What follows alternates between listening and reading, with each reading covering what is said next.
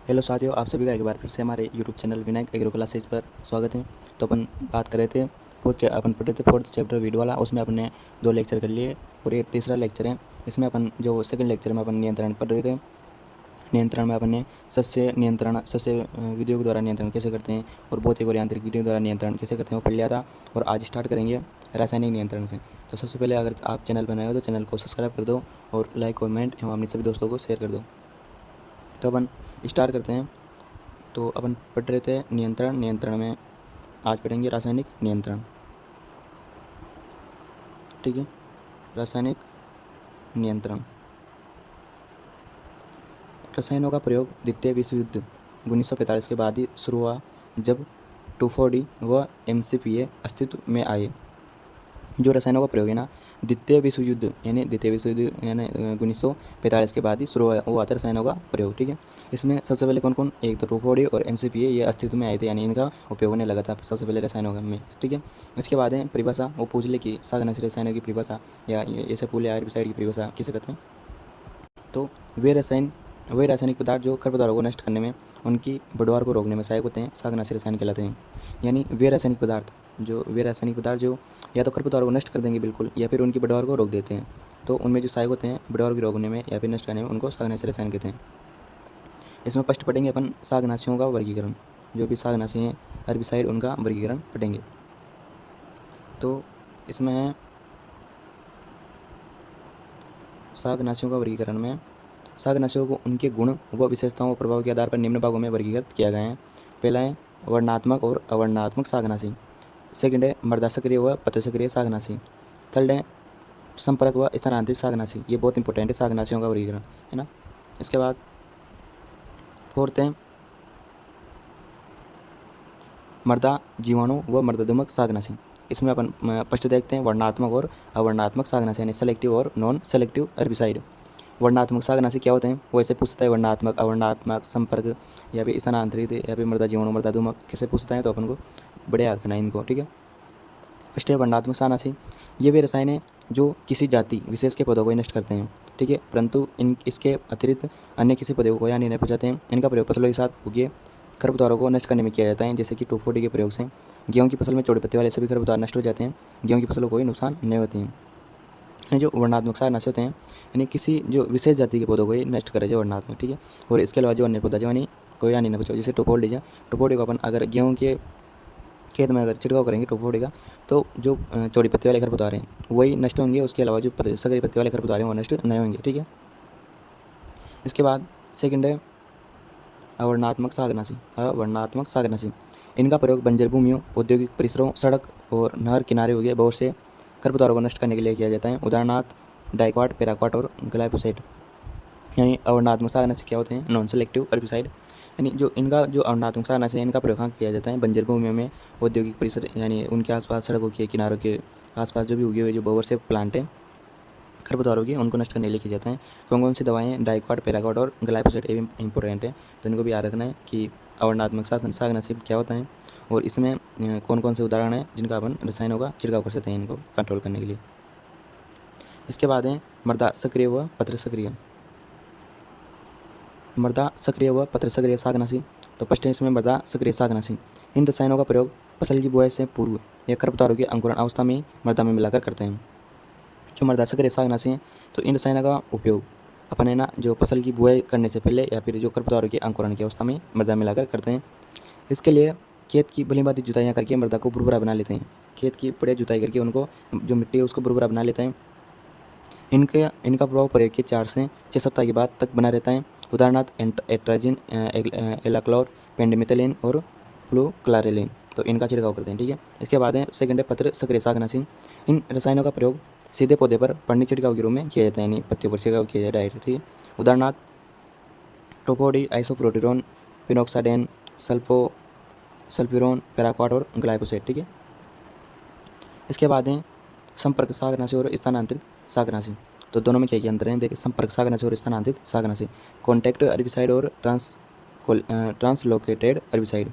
संपर्क सागनाशी बात करें, इस प्रकार के सागनाशी रसायन पौधे के उसी भाग पर अपना प्रभाव छोड़ते हैं जो भाग इनके संपर्क में आता है।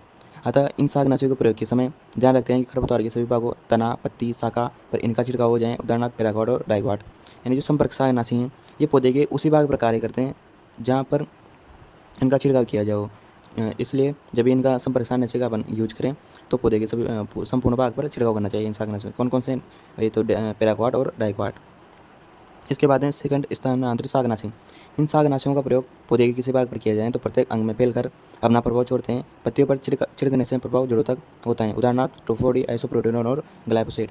यानी जो स्थानांतरित शाकनाशी हैं इन शाकनाशियों का प्रयोग अपन पौधे के किसी भाग पर करें और छिड़काव, ये पूरे पौधे में फैल जाते हैं और उनका नियंत्रण करते हैं। ट्रोफोडी, आइसोप्रोटेनोन और ग्लाइफोसेट इनके उदाहरण हैं। इसके बाद मृदा जीवाणु नाशक और मृदा दोमक नाशक। मृदा जीवाणुनाशक और मृदा दोमक नाशक। तो फर्स्ट बात करते हैं मृदा जीवाणुनाशक। मृदा में वनस्पति के साथ साथ सभी जीवाणुओं को नष्ट करते हैं। इनका प्रभाव मृदा में 4 माह से 24 माह तक बना रहता है। उदाहरणार्थ डायरियोन, सिमेजिन और एट्राजिन। यानी जो मृदा जीवाणुनाशक है उनका जो प्रभाव है ना वनस्पति के साथ साथ मृदा में जो भी जीवाणु रहते हैं उनको नियंत्रण करने के लिए भी किया जाता है। कब तक प्रभाव बना रहता है? 4 माह से 24 माह तक। उदाहरण क्या क्या है? डाययूरोन, सिमेजिन और एट्राजिन। इसके बाद सेकंड है मृदा दोमक। इन शाकनाशियों की गैस या वाष्प मृदा में फैलकर वनस्पति को नष्ट करती हैं। इनका प्रभाव मृदा में 1 माह तक बना रहता है, उदाहरणार्थ कार्बन डाइऑक्साइड और मिथाइल ब्रोमाइड। ठीक है, ये मृदा दोमक हैं जो गैस या वाष्प के रूप में मृदा में फैलकर वनस्पति को नष्ट करते हैं। इसके बाद है सेकेंड है शाकनाशी रसायनों का प्रयोग करने का समय। यानी जो हर्बिसाइड जो भी रसायन है उनका प्रयोग कब कब प्रयोग करना चाहिए, उनका समय। ठीक है, तो शाकनाशी रसायनों को फसलों में निम्न समयानुसार प्रयोग किया जाता है। तो इसमें फर्स्ट है बुआई या रोपाई पूर्व। यानी जो ये हर्बिसाइड हैं रसायन, शाकनाशी रसायन है उनका प्रयोग अपन को बुआई या रोपाई से पूर्व करना चाहिए। फसल की बुआई या रोपाई से पहले शाकनाशी रसायन का प्रयोग इस उद्देश्य से करते हैं। खेत की बली भांति जुताई करके मृदा को पूर्वी बना लेते हैं। मृदा में नमी आवश्यक होनी चाहिए जिससे शाकनाशियों को बली भांति मृदा में मिलाया जा सके, उदाहरणार्थ दलहनी और तिलहनी फसलों में फ्लोक्लोरेलिन 1 किलोग्राम मात्रा बुआई से पहले 800 से 1000 लीटर पानी में घोलकर मृदा में प्रति हेक्टेयर छिड़काव करना चाहिए। तो जो शाकनाशी का जो प्रयोग है मृदा में बुआई से पहले भी करना चाहिए। ठीक है, बुआई से पहले या रोपाई के पूर्व भी अपन जो शाकनाशी का प्रयोग मृदा में कर सकते हैं। इसके बाद सेकंड है बुआई के बाद और अंकुरण से पहले। यानी जो बीजों की अपन ने बुआई तो कर दी फसल की लेकिन उनका अंकुरण नहीं हुआ तो उस टाइम पर भी अपन शाकनाशी का छिड़काव कर सकते हैं। इस विधि में फसल की बुआई के तुरंत बाद व फसल व खरपतवार दोनों के अंकुरण से पहले शाकनाशी रसायन खेत में प्रयोग कर सकते हैं।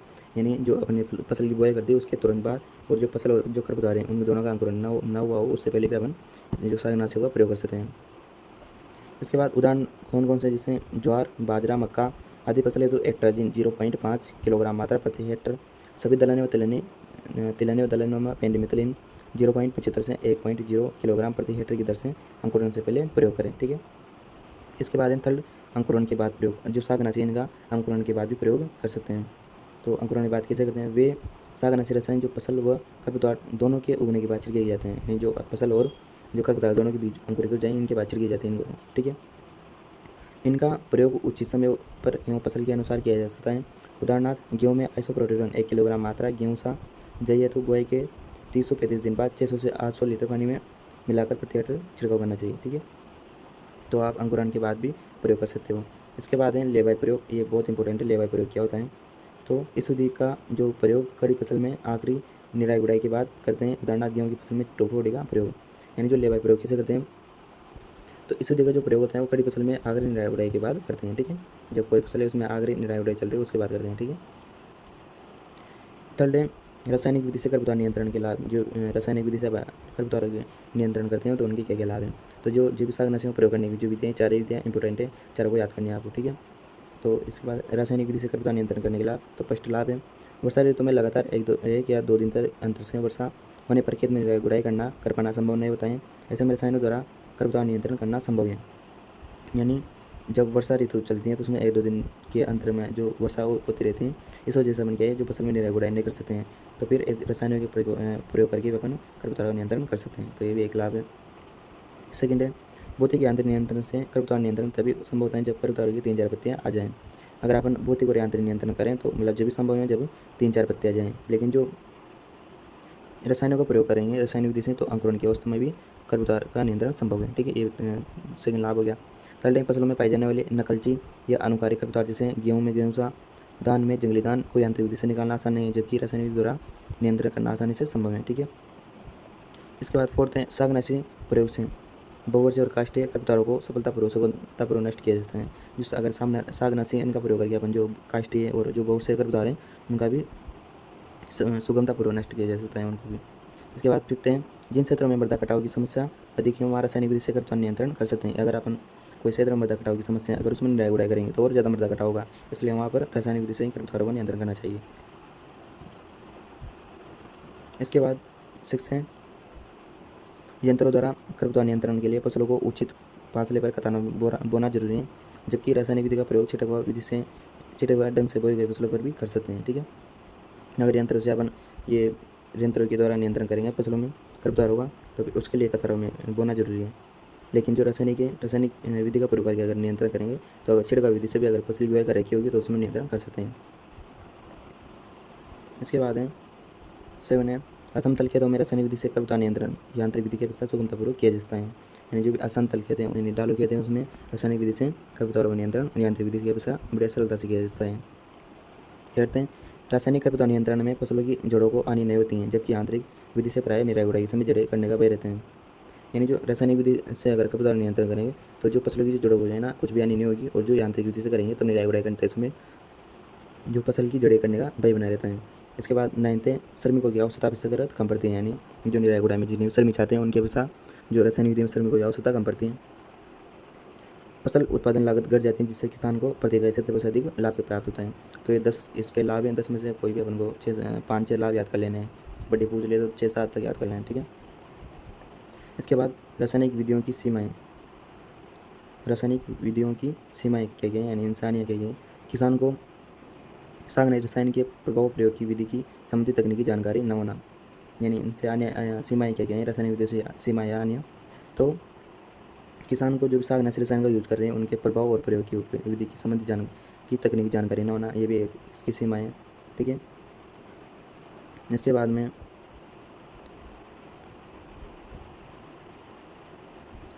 सेकेंड है, हमारे देश में जलवायु, भूमि, वनस्पति की भिन्नता होने के से केवल एक ही प्रकार की शाकनाशी रसायन द्वारा खरपतवार नियंत्रण संभव नहीं है। यानी जो अपना देश है उसमें जलवायु, भूमि और वनस्पति भिन्न भिन्न है, इसलिए जो एक ही प्रकार की शाकनाशी द्वारा रसायन नियंत्रण संभव नहीं है। दूसरी अन्य होगी।